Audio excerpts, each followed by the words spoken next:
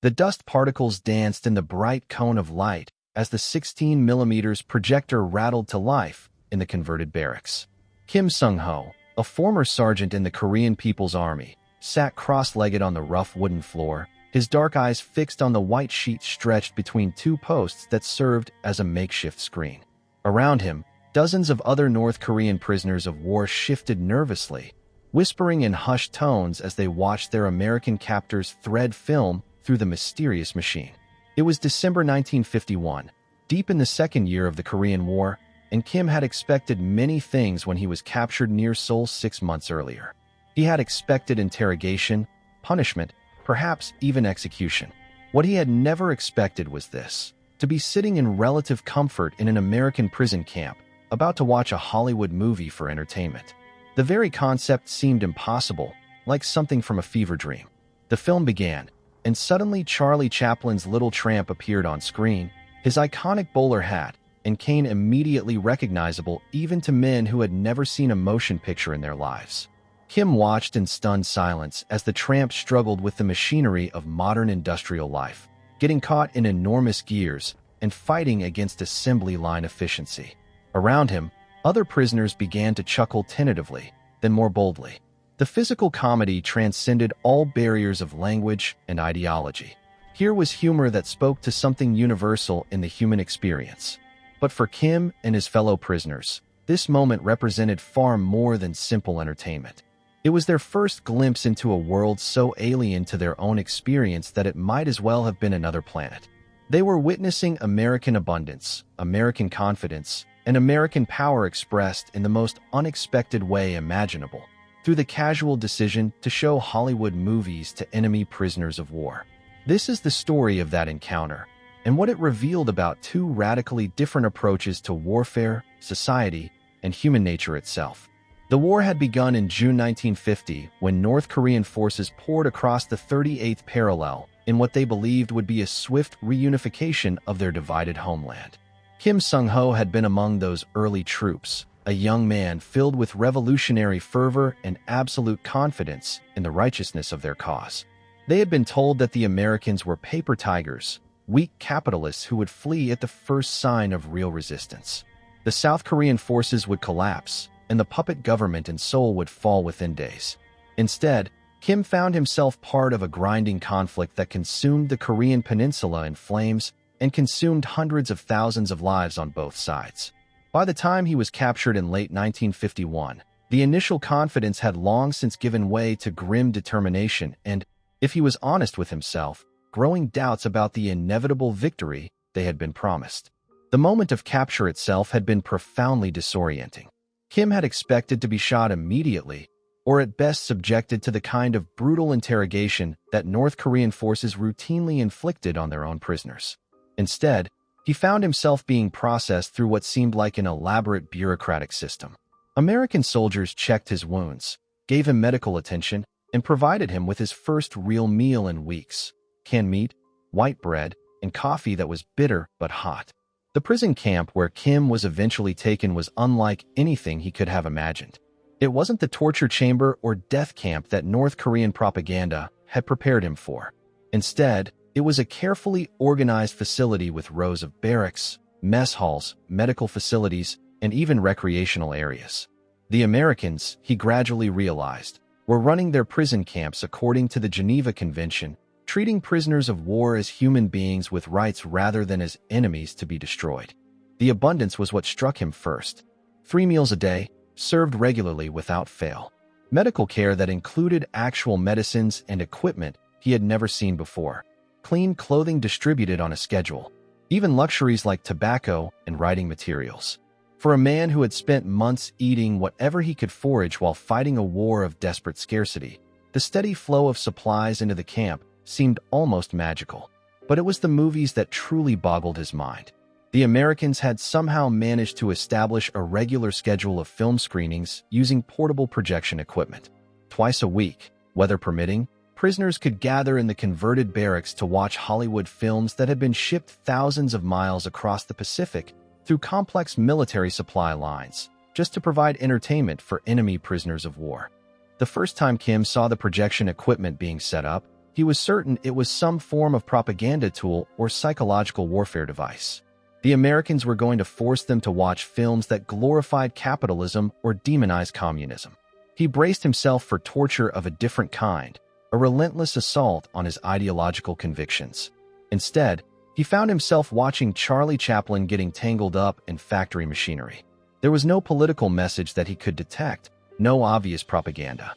It was simply comedy, physical humor that made people laugh regardless of their political beliefs or national origins. The revelation was profound and deeply unsettling.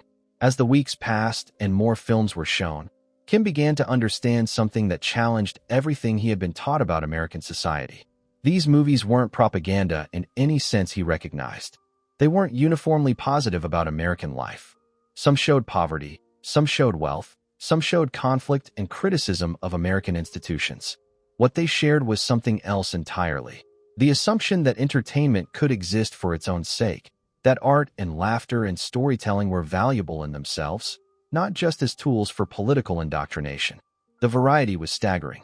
Disney cartoons with their explosion of color and music, westerns that showed rugged individualism and frontier violence, comedies that poked fun at everything from marriage to capitalism itself, newsreels that showed American cities, factories, farms, and families going about their daily lives with a casual confidence that suggested they expected good things to happen. Kim found himself particularly fascinated by the newsreels. Here were glimpses of American civilian life that contradicted everything he had been told about capitalist society. He saw supermarkets with aisles full of food, more variety in a single store than existed in entire North Korean provinces. He saw suburban neighborhoods where ordinary families owned automobiles, lived in houses with lawns, and gathered around dinner tables laden with abundance. He saw children playing in parks with equipment that seemed designed purely for enjoyment, not for building character or preparing for military service. The cognitive dissonance was overwhelming. According to everything Kim had been taught, capitalist society was supposed to be characterized by exploitation, inequality, and misery for the working masses. Yet here were images of American workers leaving factories not in exhaustion but chatting casually, some heading to their own cars, others stopping at local diners for meals that looked more substantial than what North Korean officers received. Fellow prisoner Park Min-soo, a former lieutenant in an artillery unit, put it most succinctly during one of their whispered evening conversations. Look at their faces in these films. They're not afraid. They move through their world as if they expect it to provide for them, as if abundance is normal rather than miraculous. It was true. The Americans in the newsreels and feature films displayed a casual confidence that seemed to assume plenty rather than scarcity, opportunity rather than limitation, hope rather than mere survival. Even when the films showed problems, poverty, conflict, social issues, they seemed to suggest that such problems could be addressed, that solutions were possible, that individual initiative and social cooperation could create better outcomes. The logistics of the film operation were themselves a revelation. Every movie that reached their camp had traveled thousands of miles from Hollywood studios to military distribution centers, across the Pacific by ship or plane, through the same supply networks that delivered ammunition and medical supplies to frontline troops. The Americans had somehow created a system so efficient and abundant that they could afford to ship entertainment to prison camps in active war zones. When projection bulbs burned out, replacements appeared. When film broke, it was repaired by guards who seemed to take the maintenance of the equipment for granted. The Americans inhabited a world where complex technical systems were expected to function, where abundance was routine rather than miraculous, where even temporary facilities deserved investment in comfort and morale. Kim began to understand that the movies were just the visible symbol of something much larger and more profound. The same industrial system that could mass-produce entertaining films could also mass-produce weapons, vehicles, and supplies at rates that North Korea could never hope to match. The same organizational culture that assumed prisoners of war deserved entertainment also assumed that complex logistical challenges could be solved through efficient planning and abundant resources. The contrast with his own military experience was stark and troubling. North Korean forces operated on principles of scarcity, sacrifice, and ideological purity. Soldiers were expected to endure hardship as a test of revolutionary commitment. Supplies were limited, equipment was often improvised, and entertainment was considered a bourgeois luxury that weakened fighting spirit. The idea that military effectiveness might actually be enhanced by keeping troops comfortable, entertained, and connected to civilian culture was completely alien to North Korean military doctrine. As winter gave way to spring in 1952, Kim found himself looking forward to the movie screenings with an anticipation that he knew would have horrified his former political instructors. He had begun to see the films not just as entertainment, but as windows into a completely different way of thinking about human society and human potential. The Disney cartoons were perhaps the most revelatory of all. Here was an entire animated universe created purely for the sake of beauty, wonder, and joy. The technical sophistication required to produce such films was staggering. Thousands of individual drawings, complex musical scores, sophisticated recording equipment, all marshaled to create stories about mice conducting orchestras or princesses singing to forest animals. The sheer extravagance of devoting such resources to pure fantasy seemed almost decadent to men raised in a culture of revolutionary austerity. But it was also undeniably appealing. Kim found himself enchanted by the color, the music, the imaginative worlds that Disney's artists had created. There was something profoundly human about the impulse to create beauty for its own sake, to tell stories that served no practical purpose except to make people happy. The fact that American society could afford such luxuries, could devote enormous resources to pure entertainment, suggested a level of prosperity and security that seemed almost mythical. The feature films provided different insights. American movies didn't present a uniformly positive view of American society. They showed corruption, inequality, conflict, and moral ambiguity. They acknowledged problems and contradictions in ways that North Korean propaganda never did. This willingness to engage in public self-criticism, to air social tensions and personal conflicts for mass entertainment, represented a kind of confidence that Kim had never encountered before. In North Korea, all public art served the state. Films, books, music, and theater were tools for building revolutionary consciousness and loyalty to the leadership. The idea that entertainment could question authority, explore personal relationships, or simply tell stories for the sake of storytelling was not just foreign, it was subversive. Yet here were the Americans, apparently confident enough in their system to allow and even celebrate artistic works that criticized aspects of their own society. Captain Lee Jong-soo, a former pilot who had been shot down over Incheon, often joined Kim for their post-screening discussions. What kind of society, Lee would ask, is so secure that it can't afford to criticize itself in public? What kind of government is so confident that it allows artists to question its policies for mass entertainment? The question haunted many of the prisoners as 1952 progressed and reports from the front lines became increasingly grim for North Korean forces. The Americans weren't just winning battles. They were demonstrating a form of power that went far beyond military superiority. They were showing an ability to maintain complex systems, to provide abundance even in wartime, to project culture and values across vast distances, and to do all of this while treating even their enemies with a level of humanity that seemed almost incomprehensible. The movie screenings had become the highlight of many prisoners' weeks. Men who had once viewed any form of entertainment as weakness now found themselves eagerly anticipating the next Charlie Chaplin comedy or Disney cartoon. Some had even begun to learn English words from the films, picking up phrases and expressions that they practiced among themselves during work details and recreation periods. The transformation wasn't just linguistic, it was psychological. Kim began to realize that his understanding of strength, power, and social organization had been fundamentally challenged by his exposure to American popular culture. The North Korean model emphasized sacrifice, discipline, and ideological purity as the foundations of national strength. The American model, as revealed through Hollywood movies and prison camp life, seemed to emphasize abundance, efficiency, and individual happiness as equally important foundations of social power. By the summer of 1952, Kim had filled several notebooks with observations about American society, gleaned from movies and daily life in the camp. He wrote about the casual waste he observed, guards throwing away half-eaten sandwiches, discarding newspapers after reading them once, replacing equipment that still functioned but wasn't quite perfect. For someone raised in a culture of scarcity, such waste seemed almost criminal. But he was beginning to understand that it was also a form of strength, evidence of productive capacity so vast that efficiency mattered less than abundance. The prison camp itself operated like a small American city. Regular supply deliveries brought fresh food, medical supplies, and consumer goods.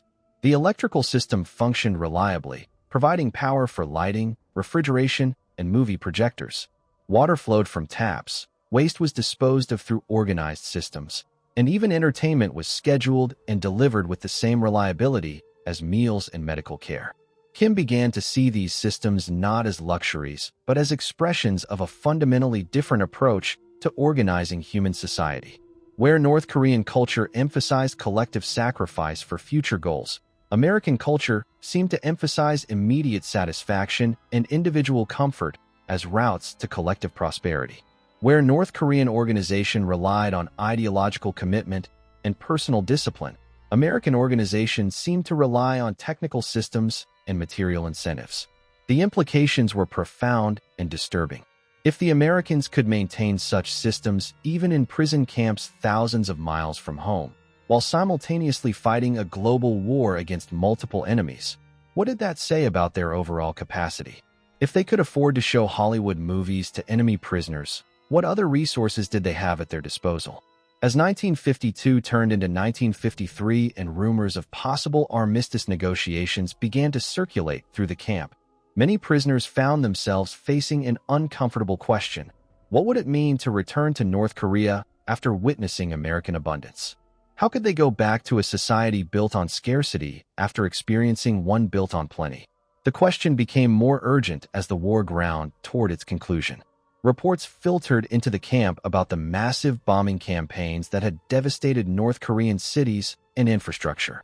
American B-29 bombers, operating from bases that seemed impossibly distant, had systematically destroyed bridges, factories, power plants, and transportation networks throughout North Korea. The same productive capacity that could create Hollywood entertainment could also project devastating military power across vast distances. Kim found himself torn between loyalty to his homeland and growing admiration for American efficiency and abundance.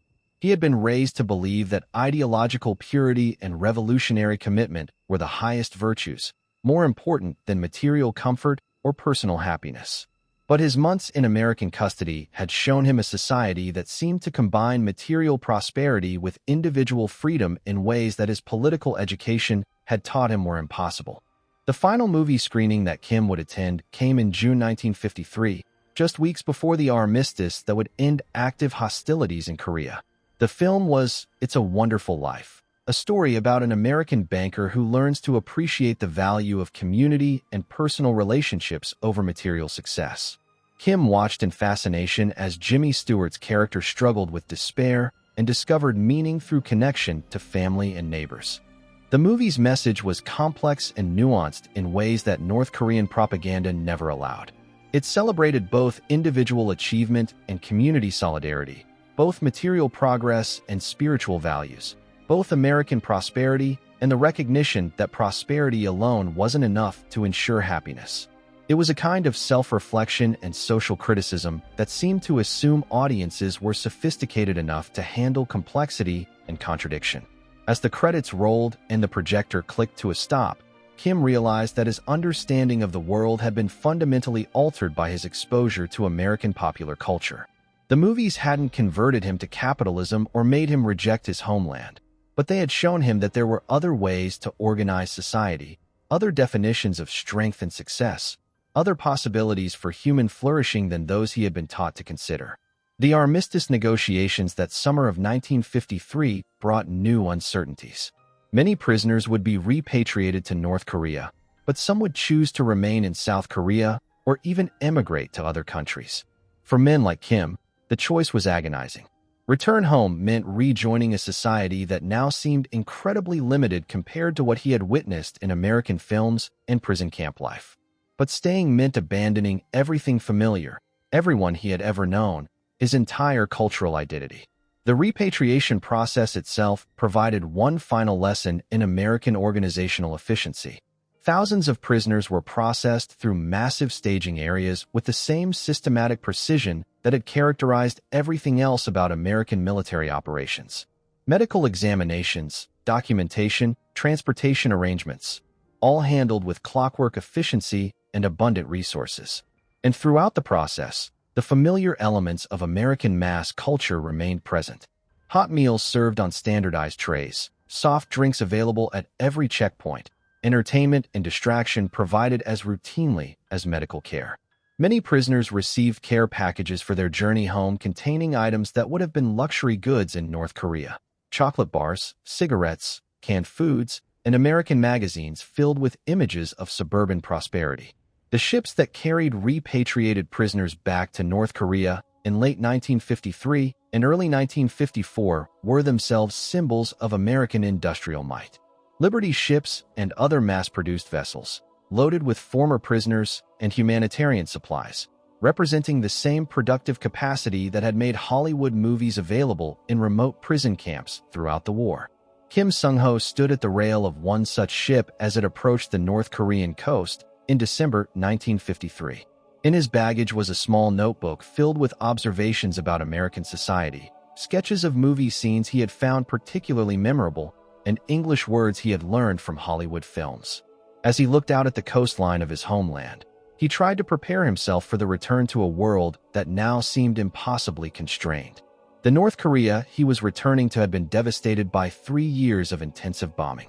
Cities lay in ruins. The industrial infrastructure that had once seemed so impressive was now revealed as primitive compared to what he had witnessed in America, and the population had endured hardships that made his own prison camp experience seem comfortable by comparison. But Kim carried with him more than just memories and notebooks. He carried a fundamentally different understanding of what human society could achieve when it prioritized abundance over scarcity, efficiency over ideology, and individual satisfaction over collective sacrifice. The movies he had watched in American custody had shown him possibilities for human flourishing that he had never imagined, and those possibilities would remain with him for the rest of his life. The story doesn't end with repatriation and reconstruction.